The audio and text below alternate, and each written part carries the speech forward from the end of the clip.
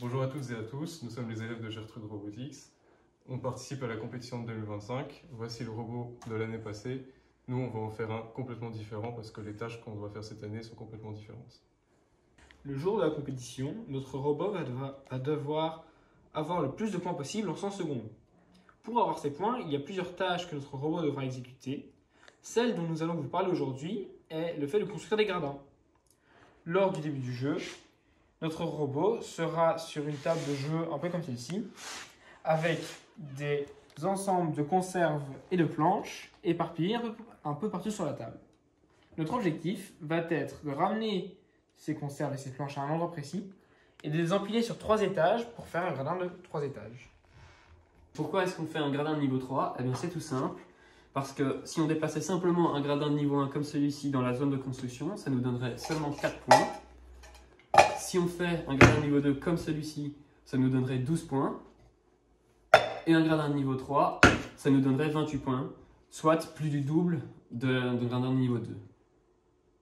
Notre stratégie pour cette compétition, c'est de construire nos gradins avec les 2 conserves du milieu et de garder les 2 planches ensemble. Alors pourquoi les garder ensemble? Simplement, le règlement ne l'interdit pas. Ce serait honnêtement compliqué de les séparer et ça prendrait trop de temps parce que, rappelez-vous, la compétition ne dure que 100 secondes. On avait pensé à faire un système de Clark pour les 2 planches dessus, un système d'électroaimant pour les 2 conserves qui sont en dessous. Sauf qu'il y a un problème, c'est que dans le règlement, aucune pièce de notre robot ne peut dépasser les 35 cm de hauteur. Et là, le dessous des 2 planches est à 39 cm.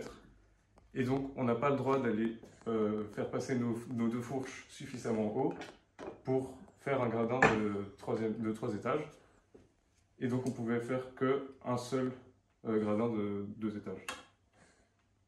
Ici, au deuxième étage, on est à 28 cm. On ne peut aller que jusqu'à max 35 cm de hauteur, ça nous laisse donc 7 cm de marge. C'est pour ça qu'on a essayé de faire une pince la plus étroite possible.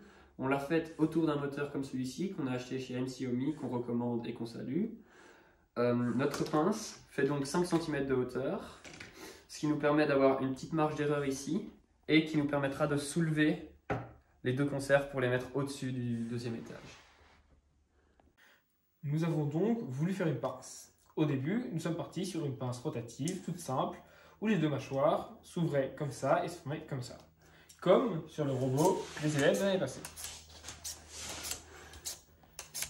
Or, ce système pose un problème majeur. Entre nos 2 conserves qui se trouvent ici, il n'y a vraiment pas assez d'espace pour permettre à des mâchoires rotatives de s'ouvrir entièrement et de se fermer. C'est pourquoi nous avons décidé de faire des mâchoires qui restent parallèles pendant toute l'ouverture et la fermeture avec un magnifique système de double bielle que nous voyons ici. On constate donc bien que les 2 mâchoires restent parallèles. Et si on met une conserve, elle tient.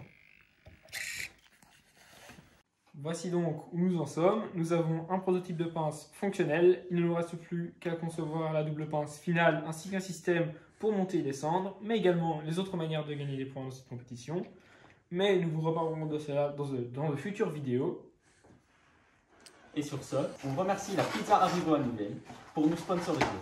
Elle nous a donné des pizzas gratuites pour nos réunions, a rendu notre année absolument délicieuse. Merci Pizza Arrivo! Allez, tu m'invites. Bon, t'invites. Tu vas peut-être couper l'enregistrement, la caméra. En vrai, il y a un monde où je trouve un jour il n'y avait pas besoin.